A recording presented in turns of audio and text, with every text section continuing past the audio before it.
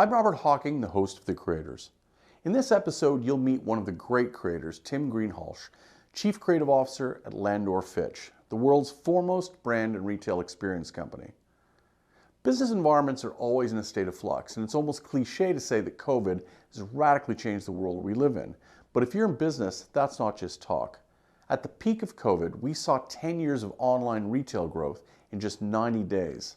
Brands that sell outside of traditional retail found audiences who were forced to bypass physical stores, and the very future of Main Street and what stores need to do to attract people back is being questioned. With Tim, we have someone who has worked on some of the world's greatest brands on experiences in almost every corner of the globe.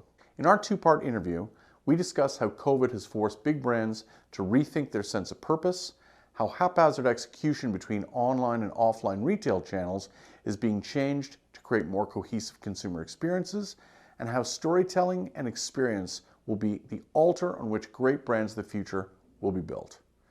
I think you'll enjoy Tim as much as I do. Now, over to Tim. Hello there. I'd like to introduce a good friend of mine and former colleague, Tim Greenhalgh, who is the Chief Creative Officer for merged company, two of the world's most famous design brands. One side is Landor and the other is Fitch. I'm proud to have served on the global board of Fitch with Tim. Tim has a world of experience working with some of the world's most famous brands over a 30-plus year career. Some of the clients that he's worked with include the likes of Harrods, Adidas, Dell, Lego, Hilton Hotel Group, and McLaren, to name a few. And Tim is somebody that has got his eyes and his ears open to what is happening around the world of brands and retail. He's experienced the development of work across more markets than you can name. And I'd just like to welcome Tim today and thank him so much for spending some time answering some questions on the future of retail post-COVID. So thanks very much, Tim. Appreciate you making the time. Thanks, Robert. Good to see you. Good to see you as well.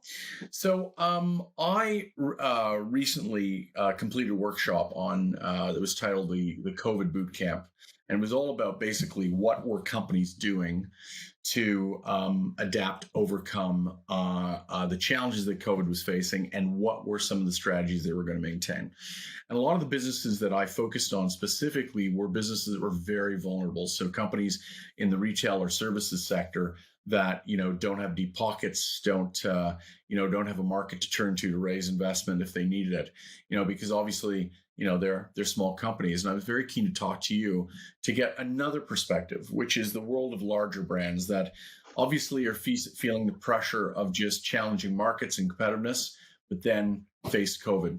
So I wanted to first of all get from you an understanding of what's it been like in the last 15 months in terms of what you've seen from these larger brands, these larger companies. What's the world been like for them under COVID?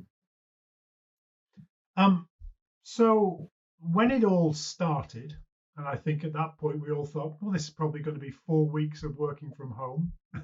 And then we sit here 15 months later.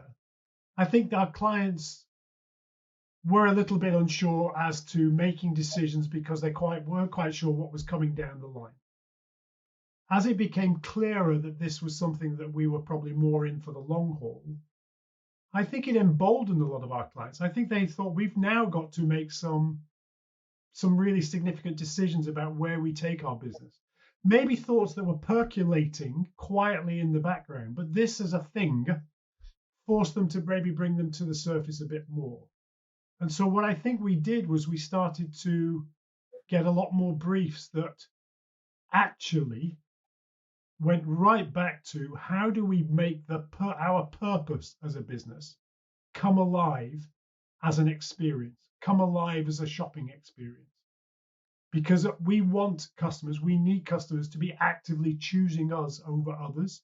And we know that in the world we live in today, customers are increasingly, not only, but increasingly quite interested in what a company stands for, how a company behaves, what it cares about, how it treats its employees, the chain of how the products get to shelf, all those kind of things. So those were some of the projects that became quite real for us. And I think the other aspect was that they were asking us to work with them to start to understand how customers were changing in their attitude. From a period of dislocation and isolation to a period of thinking about shopping again. Sorry, you were going to say something, Robert. I was going to ask, so, there was these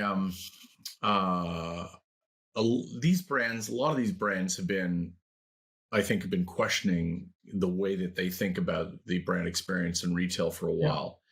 So were those briefs just the legacy of some of that thinking, or have the briefs fundamentally changed because of COVID?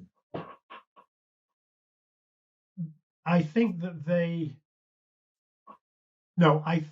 were accelerated. Probably a phrase you've heard before, that a lot of things that were in chain previously got accelerated as a result of COVID. So, what is our future format strategy across the actual world and the online world? The classic omni-channel challenge. So those were the types of briefs we were being asked to look at more and more. You may have heard me, in fact, I know you heard me, you helped me author it, or helped us author it at the time, which was this idea of, we've often talked about the future of shopping is around service, but also is the way you deliver an experience in a PhD way, a physical, human, and digital way. Well, the interesting thing, I think, is it's now become PhDV. So it's physical, human, digital, and virtual. And I think, again, those are some of the briefs we were getting, which is, if you think about how complicated omnichannel, or how complicated omnichannel could be, you add virtual into that, and actually it becomes really quite interesting in terms of the ways you can start to behave and act with customers in a virtual world as much as you can in an actual store itself. So that's been some of the most interesting work we've been doing, I would say, in the last 12 months. I remember,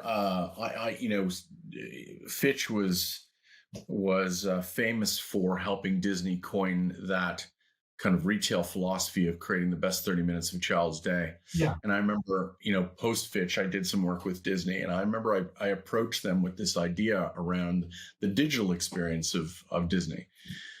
It was amazed me that you've got probably the world's greatest experience business, that creates amazing characters, theme parks, educational programs, plus the films that they create and retail, obviously. And I said to them, with a business like yours, how is it that your website and the channels you sell through digitally are as kind of two-dimensional as they are? Like, where's the experience when you've got game designers that can be paired up with digital designers, that can be paired up with all of the other resources that you've got in a place like Disney? Why is that online experience not richer? Why isn't it gamified? And that's a term I hate, and it's overused. I'm really interested. I think the observation that I've made, and I'd be keen to hear what you thought, is like, it's the virtual world of retail has really shown itself to be lacking. And you and I've talked many times about the fact that it seems like every year there's yet another major announcement that Amazon is going to kill retail. And it's like Amazon's just celebrated its 25th, 26th year in business. It's like, so COVID, obviously the value of Amazon has increased dramatically, but I'm curious, do you think that that COVID has shown retail that they can't afford to treat the virtual world as haphazardly as they have done? Yes, because I think it's become a world that we've all learned to exist in. Look at us now, and if you think about the millions and millions and millions of Zoom and team calls that are probably happening as you and I are speaking. So we get a virtual world. We get it that it was something that was seen as alien and is now seen as something that is becoming more and more normal.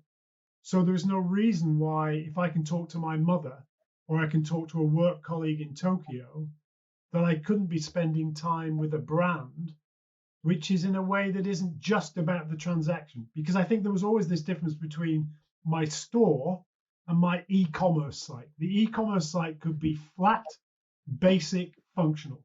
My store could be colorful, dynamic, warm, textured.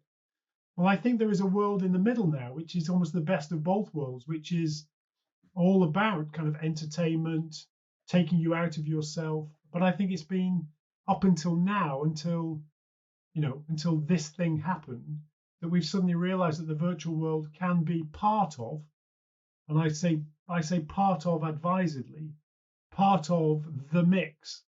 It's part of the format strategy. If a format strategy now is online, virtual, and any number of different size of stores, I think that's where the world is going now. And again, if you think about your very first question, that's what's been taxing our brains in the last few weeks and months, and it's a fascinating challenge, but it's a challenge that I think that was already being thought of, but has been accelerated. I'm curious about the internal culture of these businesses. Like, one of the things that almost my entire focus now in working with clients is around the development of content strategy. Yeah. One of the interesting things is we know that, the vast majority of consumers actively avoid advertising. We know that in certain retail channels, grocery, for instance, a lot of the categories in those stores are shopped on autopilot. People are not paying attention to retail activation, and so they're often they're price focused because they don't see a difference between brands. So, the advice that I'm giving to clients all the time now is that it's what you do between, what you think of as advertising as a point of introduction and the store. It's what happens in the middle. We know now that the average consumer is connected more than six hours a day online. Some consumer segments are never disconnected. So what that means is they're not interested in advertising, but they're really interested in information and content. So what you can do with a brand today to bring people into your world, using the Disney example, is immense. We are absorbed by those devices, and the fact that when you're on a device that you are a single click away from making a buying decision based on what you're being motivated by is profound. So I'm curious, like, are you seeing a greater alignment within client cultures today, or around the idea of it is one experience we create? So when we think about the physical realm, we also have to think about the digital realm and how the two cross over. Are you seeing, or is it still quite siloed when you work with clients? It's still quite siloed. I would love to say it's much more joined up. And let's be fair, it is getting more joined up. I think a lot of our clients are realizing that the silos are not helping. But, and I wish I was saying slightly more positive news, but I think it is still siloed. However, I think there are green shoots of change, because I think that the delineation between your content and your operations, they are becoming the same thing. They are the same thing. The content is as valuable to people as the line items that you have for sale. So I think that increasingly we're going to have to start to see that. And actually, despite what I said right at the beginning, we're slowly starting to see it. Maybe not as fast as I guess we would envisage. But yeah, you're absolutely right. I think that the mindset, the culture in an organization that thinks about content, storytelling, wonderful conversation just recently at Cannes. This year, Cannes was live. It was a virtual event. The Cannes Lions I'm talking about. We had Neil Lindsay, who's the VP for Worldwide Prime and Amazon, talking to Yuval Noah Harari, who is the author and historian. He wrote *Sapiens*, etc. Talking about the art of storytelling in marketing and consumer worlds. And it was all about content management, content creation, and storytelling.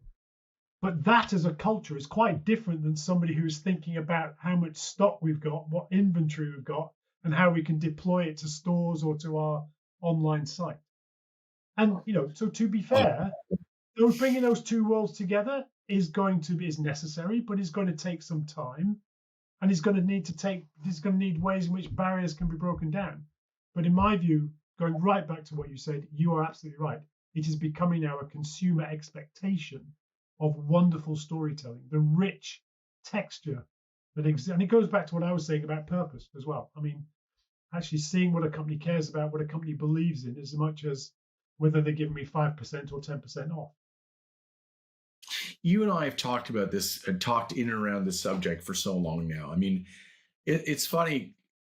I always get so fired up around this idea. Like, I so love business. I so love brands. I so love what drives the founders who create amazing companies. When you read about Sam Walton and his philosophy around the transaction, how passionate he felt, you can't help but get excited. And it's like, what ends up happening is the business grows and the vision of the founder gets farther and farther away from the consumer, and then is put in the hands of people who don't have the same sense of ownership, accountability, and unfortunately, too often these businesses are then put in the hands of accountants who, I'm not being unfair, and you don't have to agree with me because I know you're in a more politicized position than I am. But the reality is they're put in the hands of accountants who don't give a shit, despite what they say. When you've got executives that are paid, on quarterly results and not on creating these visions, how will you ever work your way out of it? But one of the things that about 18 months ago, you may recall that I co-produced a book with a group of architects and designers called The Store, What Is It Good For? And the Future of Retail Experience. And what was really interesting, I mean, these were guys from Apple, McDonald's, Lululemon, all over the place.